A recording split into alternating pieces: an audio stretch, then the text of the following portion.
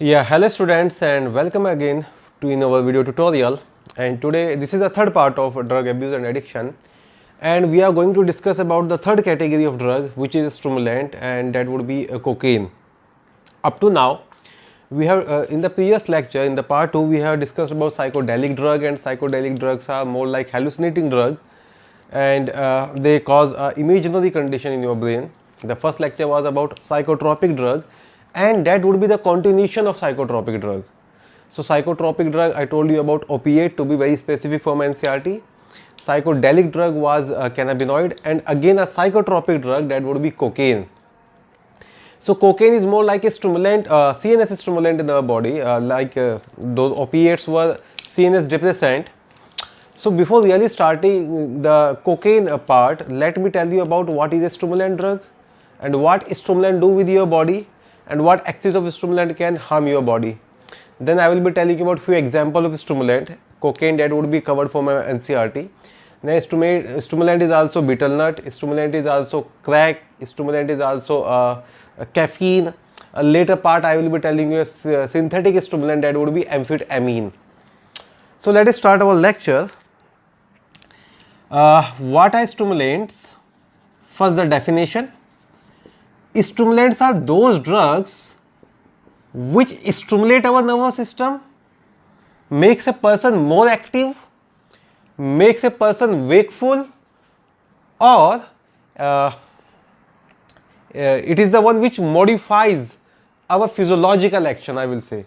So stimulant is a drug which stimulate our central nervous system, makes a person more active, makes a person more alert, and it eventually causes excitement as well. So a drug which is central nervous system stimulant, important thing to remember. कई बार देखो stimulant आपसे पूछेगा तो आप answer कर भी देंगे, पर कई बार स्टिमुलेंट के एग्जाम्पल जब पूछ लेते हैं तो याद रखना है कौन सा सेंट्रल नर्वस सिस्टम स्टिमुलेंट है. Makes a person more wakeful, alert,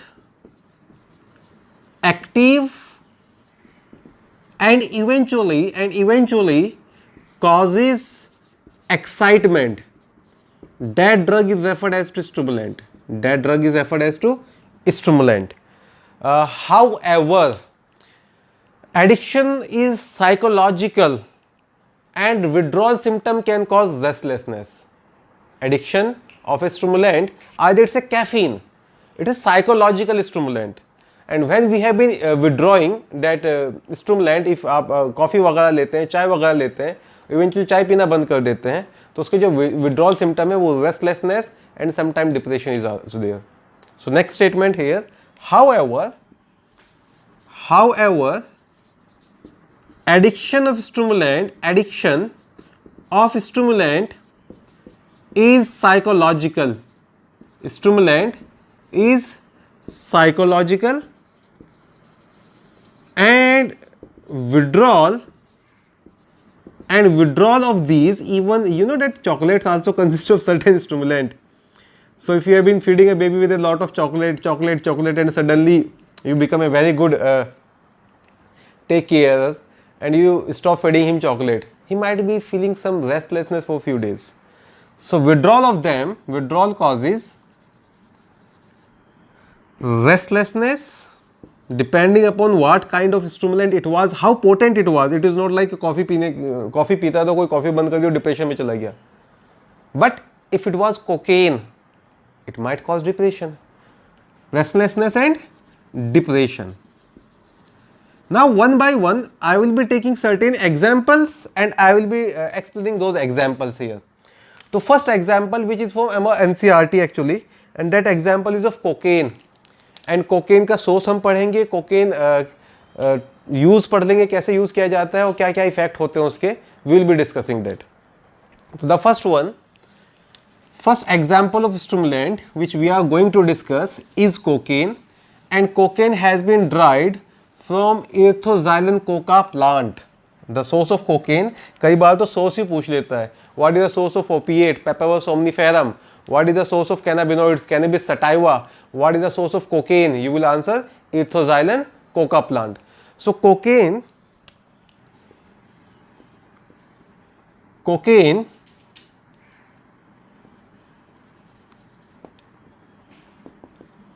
also known as coca. The coca alkaloids are extracted from erythroxylon coca plant. Erythroxylon coca plant का फोटो नहीं होगा हमारे पास. हमारी एनसीईआरटी में 2 फोटोज हैं प्लांट्स के, 2 है 3 होंगे. एक होगा आपका ओपिएट का, पेपावर सोमनीफेरम, एक कैनबिस सटाइवा का है, और तीसरा जो है वो है दतूरा प्लांट का. तो दतूरा प्लांट को कोकेन के साथ नहीं आप जो है वो कंफ्यूज हो जाना, क्योंकि कॉमनली अब्यूज ड्रग बताया था ओपिएट्स हैं, कैनाबिनोइड्स हैं, दोनों के फोटोग्राफ्स है प्लांट के, एंड कोकेन का फोटोग्राफ नहीं है. जो थर्ड फोटोग्राफ है that is of your what I was telling you, datura plant, right? So mainly जो erythroxylon coca होता है उसका जो leaves part होता है, from the leaves of erythroxylon coca plant which is a native of South America, from the leaves of erythroxylon coca plant, a native of South America, जिसका native अपनी NCERT में दिया है वो तो एटलीस्ट याद कर ही लें आप.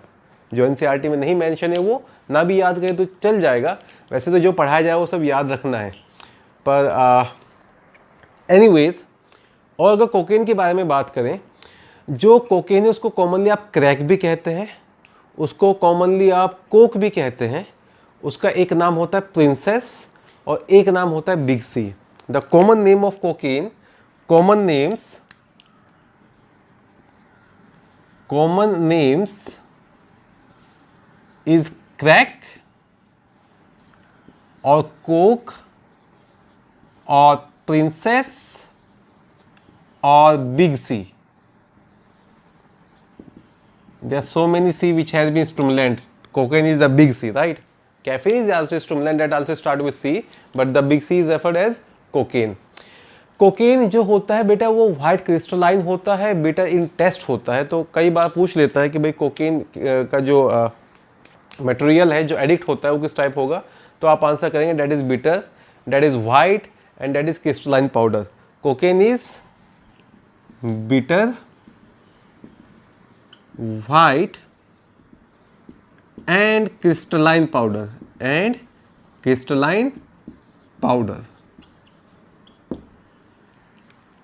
Is that clear?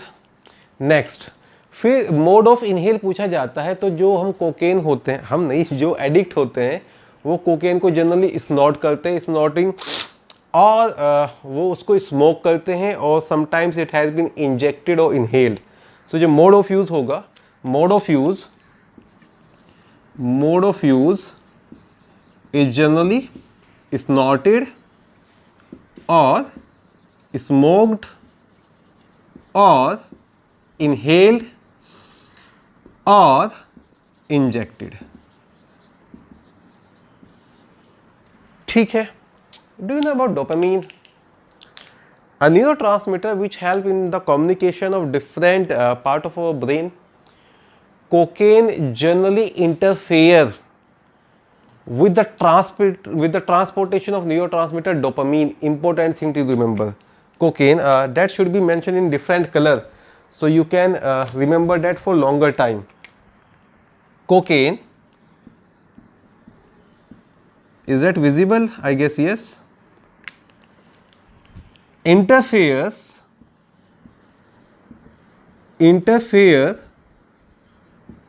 with the transportation of a neurotransmitter dopamine in our central nervous system. See, dopamine is very, very important for different neural communication. Dopamine is the one which is very important in the communication of different neurons. Whatever rewards you are having, whatever kind of behavior you are having, you are happy, you are sad, whatsoever, dopamine is involved in many emotions. And just remember, it is the one which has been intercommunicating between the nerves. What happens when a person starts taking cocaine? Do dopamine level goes down? Answer is no. This flood of dopamine which has been released by nerve cell, and that flood of dopamine start accumulating, and they are not transported to different parts. And when they are not transported to different parts, excess of dopamine in your brain cell stop communication of them to each other. So cocaine, after cocaine, what happens with cocaine?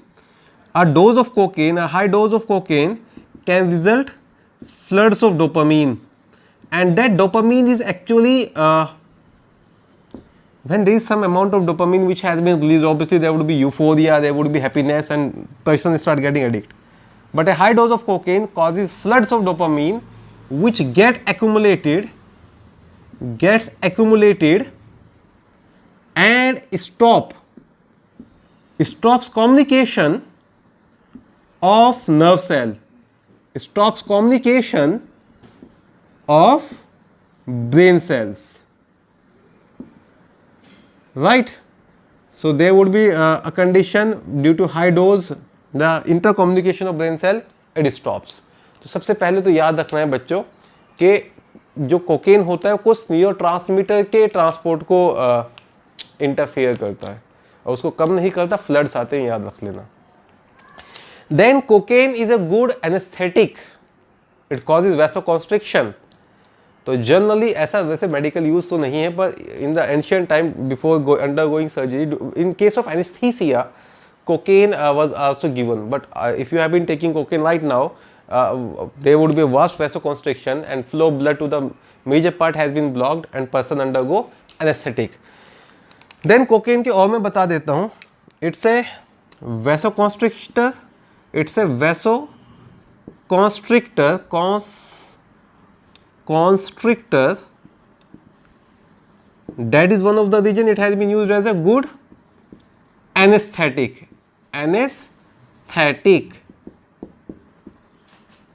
ठीक है.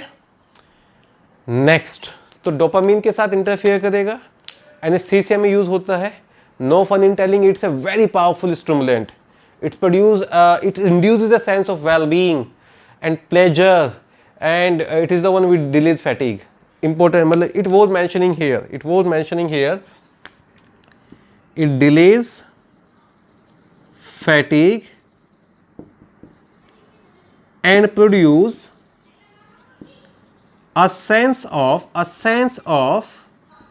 well-being. Later on we will mention a high dose of cocaine also causes hallucination. A high dose of cocaine can also cause hallucination, that I would be mentioning in the later part of like topic stimulant, जब amphetamines वगैरह बता दूंगा. What would be the effect of cocaine on your heart rate? See, ये चीज़ मैं mention नहीं कर रहा हूँ because stimulant तो समझ में आता है, central nervous system stimulant है. Heart rate would go high, blood pressure would go high, body temperature would go high. Overdose से क्या क्या हो सकता है ये बता देता हूँ. Headache is a prominent symptom of overdose. Hangover, let it be. Convulsions is there, insomnia is there, respiratory and cardiac failure could be there, and it can even result in I will say mental disorder. So increased heart rate, increased blood pressure, increased body temperature. Overdose of cocaine may lead to headache, convulsions, failure of respiratory and circulatory system, and it can also result in mental illness, mental breakdown. It can also result in mental illness. So बच्चे, ये हो गया आपका cocaine के बारे में. तो cocaine का क्विक रिवीजन ले लो. कोकेन जो होता है वो आपका ऑब्टेन होता है एथोजाइलम कोका के लीव से. एक हाई पावरफुल CNS स्टिमुलेंट है। कॉमन नेम्स याद रख लेना, बेटल क्रिस्टलाइन पाउडर है, स्नॉटेड, स्मोक्ड और inhaled, injected, interferes with the transportation of dopamine, very very important, causes floods of dopamine, gets accumulated, stop communication of brain cell, your DRS system is stopped, right? Vasoconstriction, good anesthetic, delays fatigue, produce a sense of well-being. See, जब dopamine के function पढ़ोगे, vast function है। कई बार भी पूछ ले कि कौन सा न्यूरोट्रांसमीटर इन्वॉल्व होता है in the reward and behaviour pattern, तो answer of that should be dopamine. Then it can cause headache, convulsion, failure of respiratory and circulatory system and mental illness. ये हो गया बेटा पहले वाले के बारे में, जो पहला स्टिमुलेंट था दैट वाज कोकेन। अब कुछ और पढ़ लेते हैं, उनको डिटेल में नहीं पढ़ना पर नाम वगैरह तो पढ़ लो। Second is crack, third is betel nut, fourth is caffeine. तो उनके नाम वगैरह लिख के फिर हम पढ़ लेंगे सिंथेटिक के बारे में। अभी एनसीईआरटी वाला पार्ट तो अपना कंप्लीट हो ही गया है, पर कई बार ना एनसीईआरटी रिलेटेड क्वेश्चन भी पूछ लेते हैं। वैसे तो चैप्टर बहुत अच्छा है, मतलब चैप्टर नहीं, ये टॉपिक बड़ा अच्छा है। एनसीईआरटी रेस्ट्रिक्टेड क्वेश्चन ही पूछे जाते हैं, जब पढ़ रहे हैं तो उसको भी कवर कर लेते हैं। Second example of stimulant would B crack. कई बार ना कोकेन को ही आप जो है क्रैक वगैरह बोल देते हैं, कई बार कोकेन को ही क्रैक वगैरह बोल देते हैं। ऐसा क्यों? Because it's a derivative of cocaine. Crack is a derivative of cocaine. देखो जैसे मैंने आपको बताया था कि भाई हीरोइन और स्मैक अलग अलग चीज़ होती है, heroine and smack, smack brown sugar होता है एक्चुअली, पर हम उसको और में पढ़ लेते हैं। सिमिलरली क्रैक का भी केस वही है कि जो क्रैक होता है that is a derivative of cocaine. Crack mainly smoke किया जाता है और कुछ ही सेकंड में आफ्टर स्मोकिंग क्रैक कुछ ही सेकंड में अपने इफेक्ट शो करना शुरू कर देता है and it cause mental problem as well. So when smoked,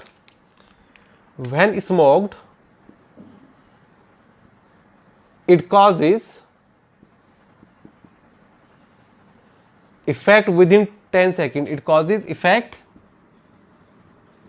within 10 seconds, and it can result in mental illness. It can result in mental illness as well.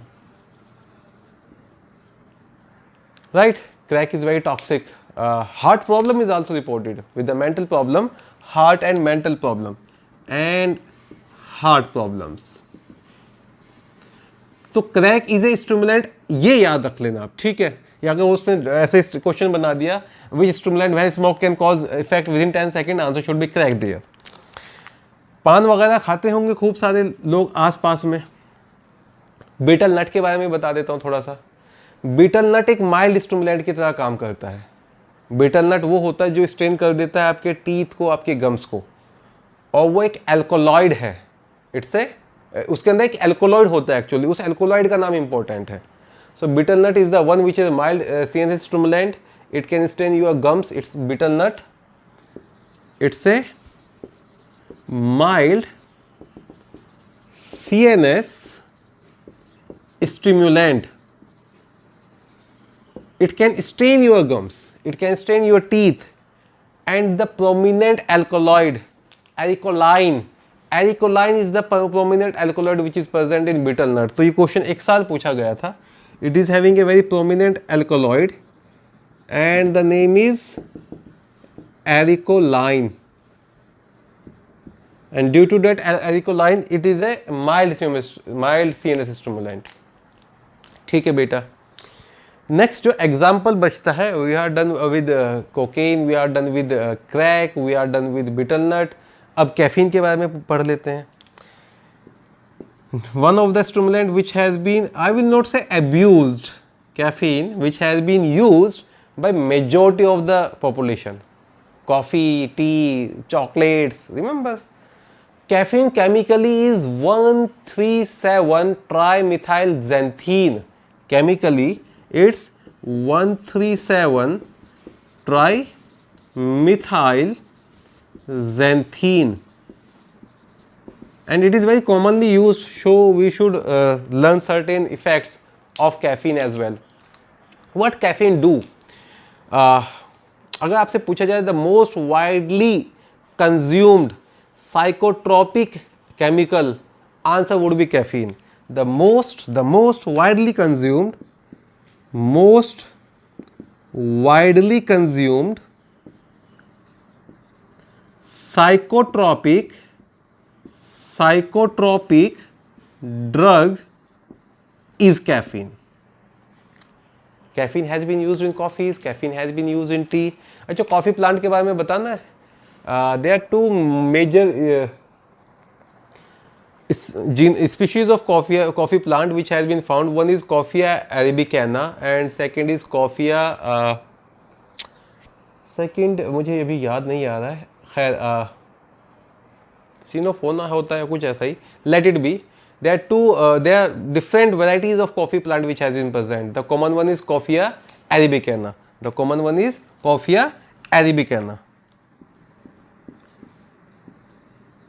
Coffea arabicana. Is that clear? Now what coffee do with our body? Let us discuss that. Coffee is a stimulant. Let us discuss about its effect. Mainly जो coffee होता है वो body के अंदर जाके एक तरह का सेंस ऑफ वेलबींग प्रोड्यूस करता है. सेंस ऑफ वेलबींग के बाद अलर्टनेस आ जाती है, बोर्डम ख़त्म हो जाती है. एंटी हिस्टामिनिक भी होता है, it is also anti histaminic. तो एलर्जी वगैरह को ट्रीट करने में ऐसा नहीं कि इसको यूज़ किया जाता है, but it could be helpful. आपके थॉट्स क्लियर हो जाते हैं, आपकी परफॉर्मेंस इम्प्रूव हो जाती है. ये आपका कार्डिक और रेस्पिरेटरी स्टिमुलेंट की तरह भी काम करता है. और diuretics, how you can forget diuretics, it also act as a diuretic agent. ADH को ब्लॉक कर देते तो loss of water has been lost from the body. कई लोग तो वेट लूज करने के लिए कॉफ़ी वगैरह पीना शुरू कर देते हैं. कॉफ़ी का एक इफेक्ट ये होता है कि जितनी भी आपकी स्केलेटल मसल्स हैं उनकी कॉन्ट्रैक्टाइल पावर को बढ़ा देता है. तो आफ्टर हैविंग कॉफ़ी जो भी अपनी मसल से आप पावर जनरेट करते हैं वो बढ़ जाता है. It's good. And eventually coffee also increase your basal metabolic rate. तो let me make a chart here and let me tell you what are the effects of caffeine. In that chart, what are the effects of caffeine? It's worth mentioning here. At least we should know na why all the time we are so much crazy, or Junaid sir is so much crazy for cup of tea, right? So caffeine is a CNS stimulant. No fun in telling, right? Bore हो रहे हैं, चलो एक cup चाय हो जाए. It beats boredom. पढ़ाई कर रहा हूँ, काफ़ी देर से थक गया हूँ, दिमाग काम करना बंद कर गया है, एक कप कॉफ़ी हो जाए. Clear your thoughts. बहुत लेजी सा फील कर रहे हैं, चलो एक कप कॉफ़ी हो जाए. Makes you active. देखो स्टिमुलेंट है तो मैंने मेंशन कर दिया था डेफिनेशन में कि जो स्टिमुलेंट होते हैं वो आपका अलर्टनेस, एक्टिवनेस लेके आते हैं. Performance can be improved. It also include our performance, improves performance. Coffee वगैरह के ऐड आते हैं ना बेटा, एक कप कॉफ़ी हो जाए सुबह 5 बजे, फिर उसके बाद जॉगिंग पे चलते हैं. देन और क्या बताया था, डायूरेटिक के बारे में याद रख लेना. कार्डिक एंड रेस्पिरेटरी स्टिमुलेंट होता है, याद रख लेना. BMR बढ़ाता है, याद रख लेना. It's a mild diuretic. You can lose a lot of water from your body by caffeine. It increases your basal metabolic rate. More the metabolic rate, more nutrient you would be, more stored food you will be breaking down. Coffee is very good for weight loss, right? Then it enhance contraction of skeletal muscle, right? And no fun in telling, it is the one which is our cardiac and respiratory system stimulant. ठीक है बेटा. तो ये कुछ common से effect होते हैं caffeine के after having certain coffees, after having certain cup of tea और whatever form of caffeine you are having. High dose is not a good thing. एक कंडीशन होती है इंसोम्निया, नींद ना आना. A high dose of caffeine can result in insomnia. A high dose can even result in restlessness. सुबह से 4 cup चाय हो गए तो उसके बाद में एक नर्वसनेस हो जाता है डेवलप, एक रेस्टलेसनेस हो जाता है. A high dose can result in indigestion and disturbed renal function, worth mentioning here. Coffee is not good for our kidney as well, right? So let me mention about high dose here as well. A high dose of caffeine can result in restlessness, nervousness, insomnia, and what I was telling you, nervousness is there, restlessness is there, insomnia is there, indigestion and decreased renal function. Important thing to mention. Take your coffee, take your cup of tea at your own risk. So high dose should be avoided all the time.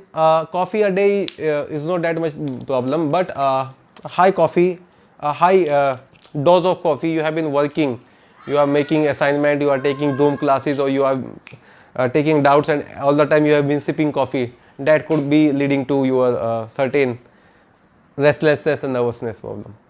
तो ये हो गया बेटा fourth example of natural stimulant. That was the fourth example of natural stimulant. अब तक जितनी पढ़े वो सब नेचुरली अकरिंग है. अब एक पढ़ना है जो सिंथेटिक है, एम्फीटामीन्स. मैंने आपको MDMA के बारे में बताया था. MDMA वो हेलुसिनेटिंग ड्रग में हमने डाल दिया था. एक और पढ़ लेते synthetic, then these stimulant would be over and we will be discussing about nicotine side effect. एक और पढ़ लेते हैं सिंथेटिक स्टिमुलेंट एम्फीटामीन्स, जिनको superman pill, peps pill, anti sleep pill, बहुत सारे नाम दिए जाते हैं. ठीक है. So synthetic stimulant and let's call that amphetamines. एम्फीटामीन्स.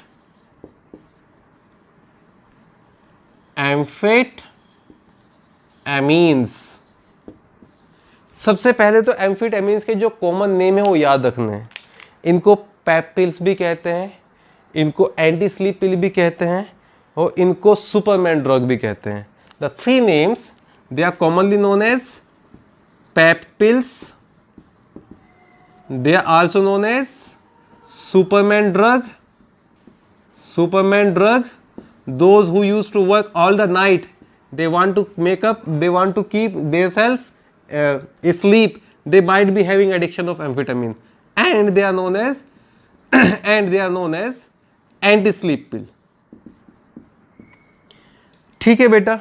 No fun in telling, they are very powerful CNS stimulant. It's synthetic, they are acting as CNS stimulant. Now it's worth mentioning here कि एम्फीटामीन लेने के बाद patient के अंदर, user के अंदर, not I will call patient, क्या क्या चेंजेस आ जाते हैं.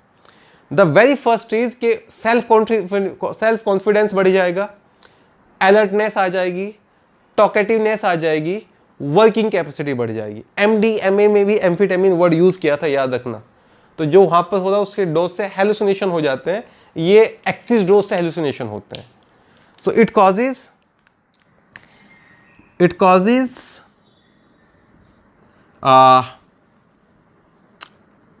increased work performance,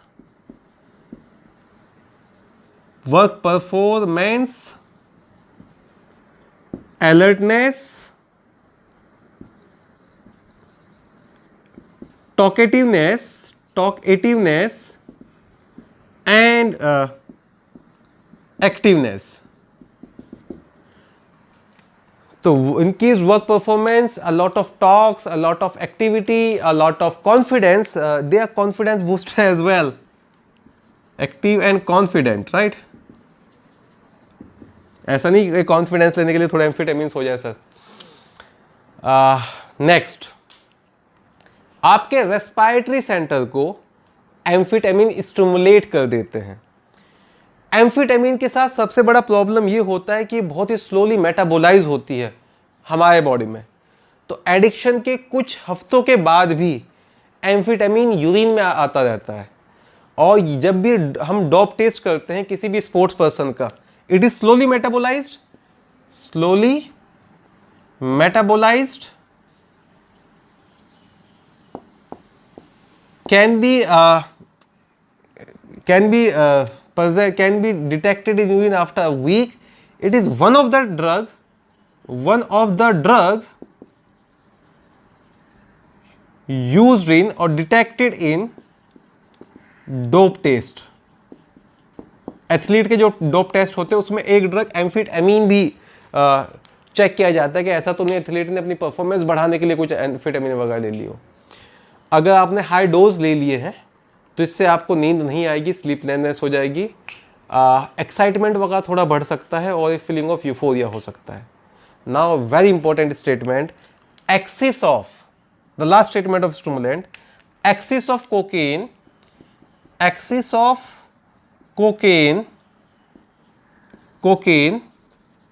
and amphetamine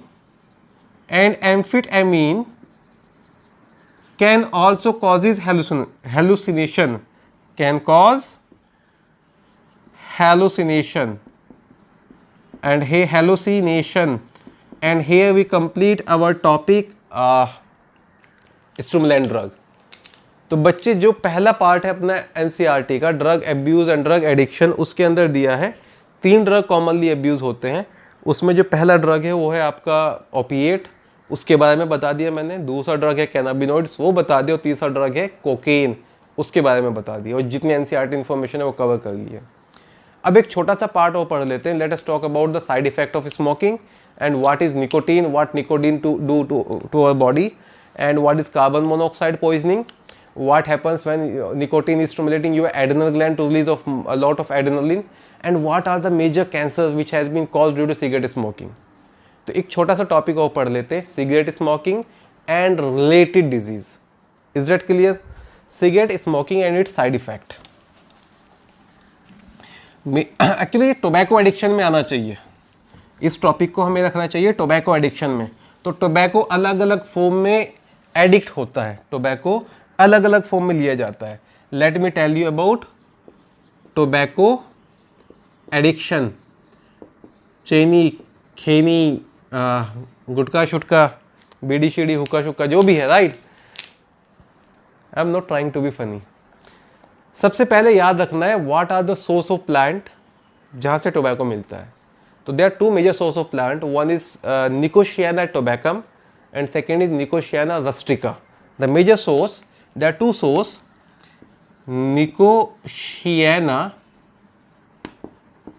tobacum and Nicotiana rustica, the 2 major source जिससे टोबैको एक्सट्रैक्ट किया जाता है। टोबैको जो मोड ऑफ एब्यूज़ है वो अलग अलग हो सकता है। आप उसको चीव कर सकते हैं, उसको रख सकते हैं अपने लिप्स और टीथ के बीच में, उसको स्मोक कर सकते हैं in form of bidi, cigarette, हुक्का, जो भी है। तो मोड ऑफ उस पर मैं नहीं जा रहा हूँ, आई एम डायरेक्टली कमिंग। अच्छा, स्निफिंग वगैरह पता है आपको? When something has been taking from the nose we call that sniffing.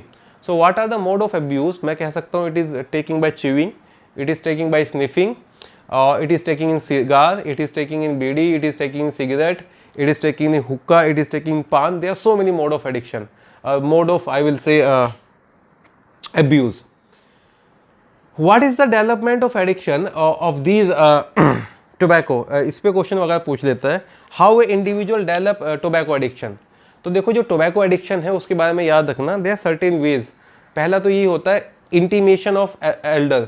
कोई elder है घर पे, वो tobacco यूज़ करता है, दादी पान खाती है, अब्बा सिगरेट पीते हैं या अब्बा हुक्का पीते हैं, जो भी कुछ है, जो यंग वन है उनको इमिटेट करना चाहते हैं, तो imitation of Elder is the first one.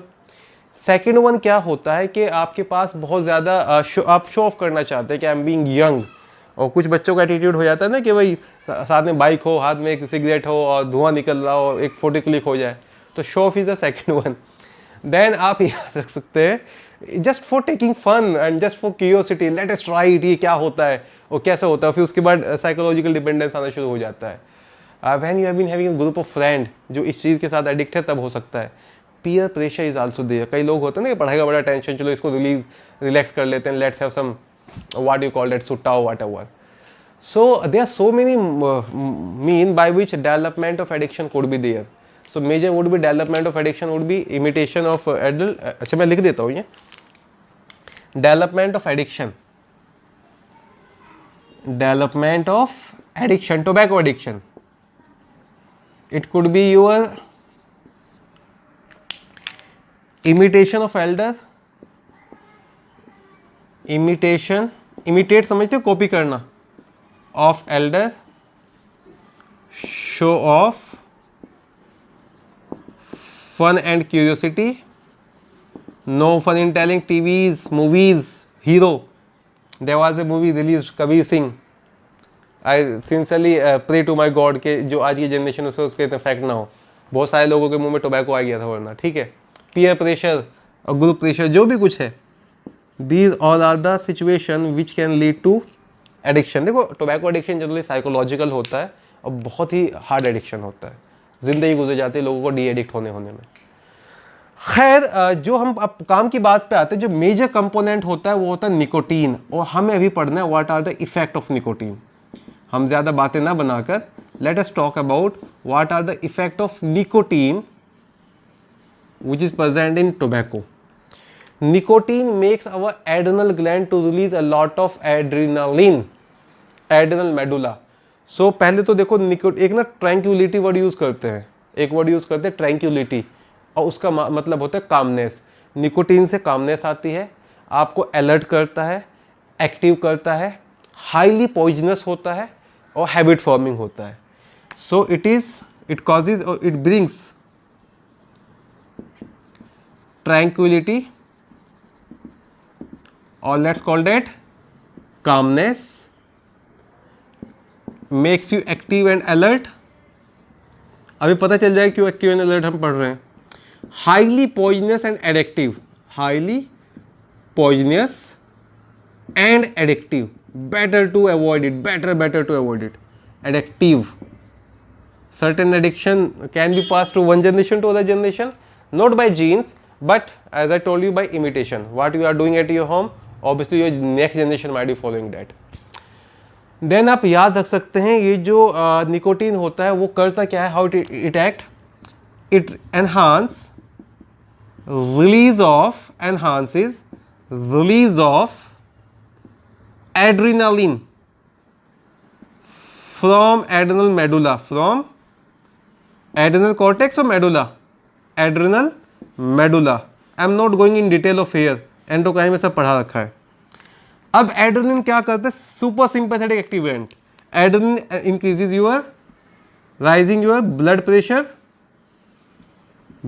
Pressure, raising your heart rate, और जितने भी एड्रेनलिन इफेक्ट होते हैं वो सब शो होने शुरू हो जाते हैं। The most prominent is a rise in the heart rate and a rise in the blood pressure.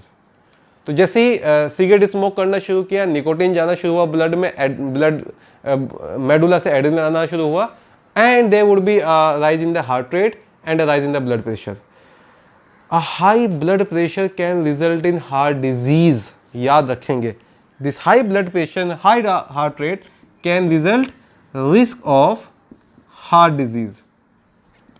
So those which are addicted to nicotine, they are having a very high risk of heart disease. They are having a very high risk of heart disease. Next, फिर आपने पढ़ा होगा थोड़ा बहुत, अगर if I am not wrong, कि भाई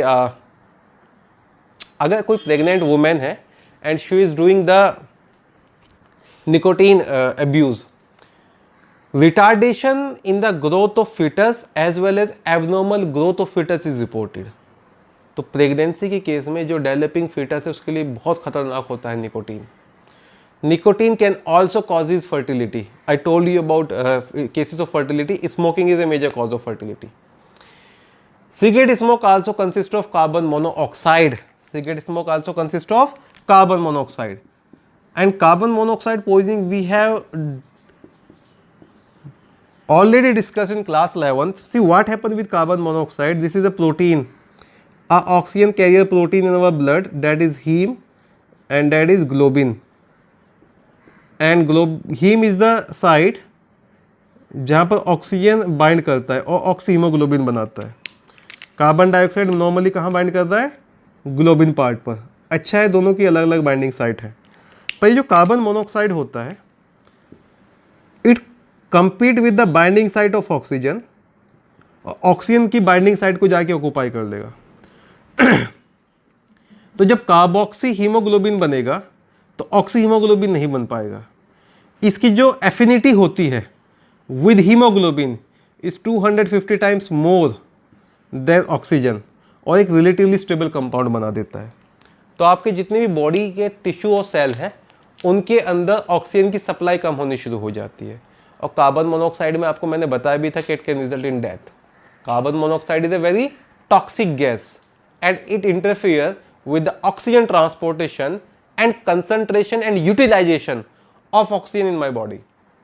cigarette smoke के अंदर तकरीबन 2 to 6% कार्बन मोनोऑक्साइड होता है. How much carbon monoxide is there? 2 to 6%. कोई भी स्मोकर है उसके ब्लड के अंदर 400 पार्ट्स पर मिलियन तक कार्बन मोनोऑक्साइड मिल सकता है. एक जो रेगुलर स्मोकर है उसका कार्बन मोनोऑक्साइड लेवल 10 to 15% तक जा सकता है. एक नॉन स्मोकर के अंदर भी 1% ऑफ कार्बन मोनोऑक्साइड होता है. तो carbon monoxide poisoning is very very deadly. और इसको मैं इसलिए नहीं बता रहा हूँ क्योंकि आपने ये क्लास 11th में ब्रीदिंग चैप्टर में डिस्कस किया हुआ है डिटेल में. तो मैं सिर्फ बता देता हूँ आपको कि भाई जो कार्बन मोनोऑक्साइड है वो अपने एडवर्स इफेक्ट कैसे करता है. वो एडवर्स इफेक्ट करता है, वो रिड्यूस कर देता है ऑक्सीजन बाउंड हीमोग्लोबिन को. सो जितना भी अवेलेबल हीमोग्लोबिन था ऑक्सीजन ट्रांसफर के लिए वो कम हो गया. और ऑक्सीजन बाउंड हीमोग्लोबिन कम होगा तो you better know what happens. आपको ड्राउसीनेस आनी शुरू हो जाएगी, लेथर्जी आनी शुरू हो जाएगी. ग्राफ राइट की तरफ शिफ्ट होगा, लेफ्ट की तरफ shift. It should be shifting towards left. अगर ऑक्सीजन सप्लाई कम हो रहा है तो it should be shifting towards left.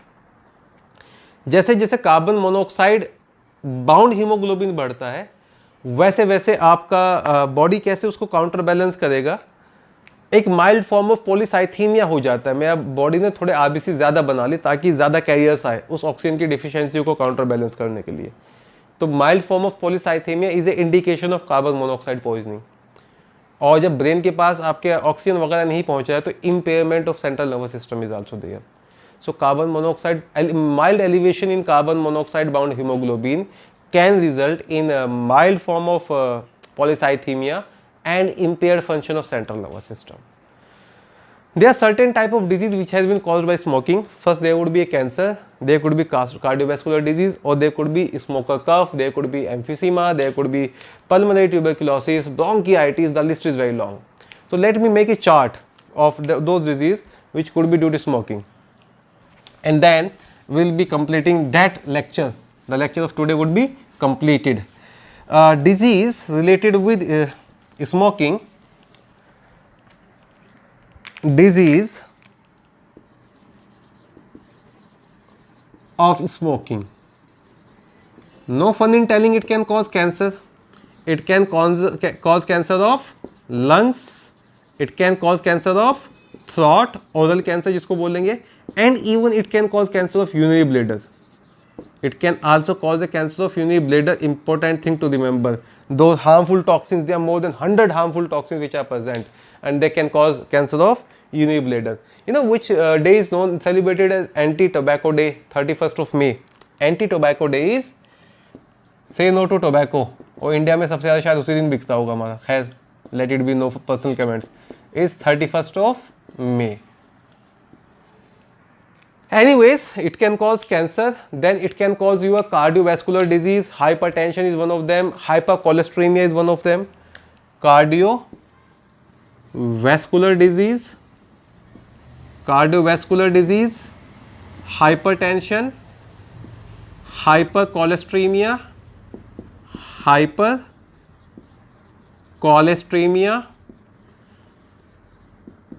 right? And it can cause bronchitis,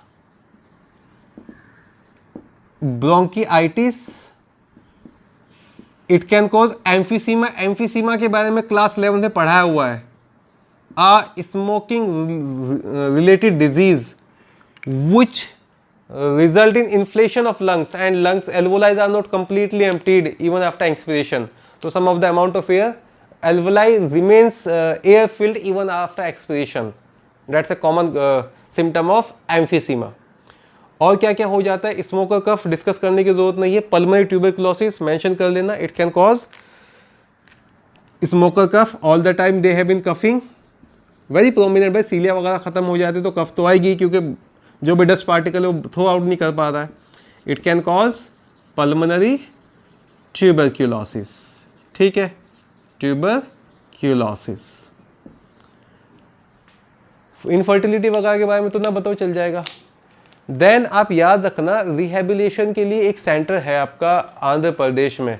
Andhra Pradesh में जगह होती है वो Rajahmundry is the place I guess. और वहाँ पे एक सेंटर है आपका सेंट्रल टोबैको रिसर्च इंस्टीट्यूट। तो central tobacco research institute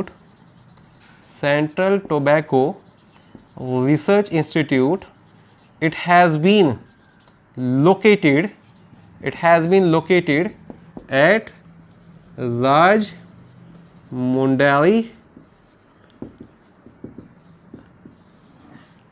in AP. That is about cigarette smoking और निकोटीन साइड इफेक्ट। तो इतना पढ़ लें आप लोग। अब इस चैप्टर में हमारा बचा है अल्कोहल एब्यूज़ एंड एडिक्शन, उसका एक लेक्चर और आएगा, and side effect of the drug. बाकी जो चीज़ें हैं वो सारे ना सोशल बातें हैं, वो आप पढ़ के वही कि भाई आप कैसे कैसे चीज़ों को प्रिवेंट कर सकते हो वो मैं एक्सप्लेन कर दूंगा। तो hardly 2 more lectures after that and then this chapter would be completed. So आप ये कंप्लीट करें। I will be uploading next lecture very soon of alcohol abuse and effect of alcohol, ill effect of alcohol on our body. This is all for now. Thank you. Class is dismissed.